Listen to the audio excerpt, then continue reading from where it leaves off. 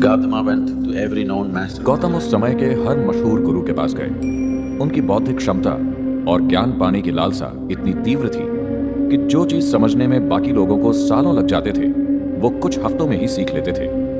समाधि की 8 अवस्थाएं होती हैं। गौतम ने उन सभी अवस्थाओं को प्राप्त कर लिया था, मगर फिर भी वो जानते थे कि ये जीवन की संपूर्णता नहीं है। उनके अंदर अब भी ज्ञान पाने की तीव्र इच्छा थी।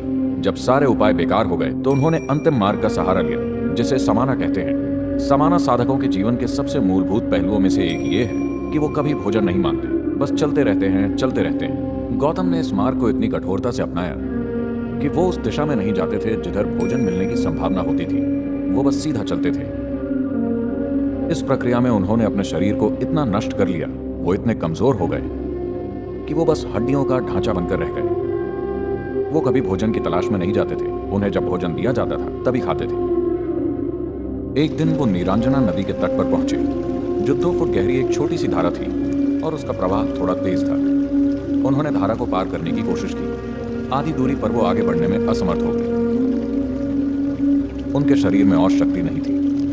वहां एक पेड़ की टूटी हुई टहनी थी, जिसे उन्होंने पकड़ लिया। पता नहीं वो कितनी देर तक वहां खड़े रहे। शारीरिक कमजोरी की वजह से उन्हें वो समय बहुत लंबा लगा होगा। वो कुछ मिनटों का समय भी हो सकता है या कुछ घंटे भी, मगर उनके अनुभव में वो समय बहुत लंबा था। वो बस वहीं अटके रहे। उनके अंदर अगला कदम उठाने की ताकत नहीं थी, मगर वो हार मानने वालों में से नहीं थे। अचानक उन्हें एहसास हुआ कि उनकी समस्या ये है कि वो आत्मज्ञान को पाने की कोशिश कर रहे हैं। वो आत्मज्ञान को खुद के साथ घटित होने नहीं दे रहे, वो उसे प्राप्त करने की कोशिश कर रहे हैं। वो एक असीम अनंत आयाम को पाने की कोशिश कर रहे हैं। फिर वो शून्य हो गए। अचानक उनके अंदर नदी पार करने के लिए कुछ कदम आगे बढ़ाने की ताकत आ गई।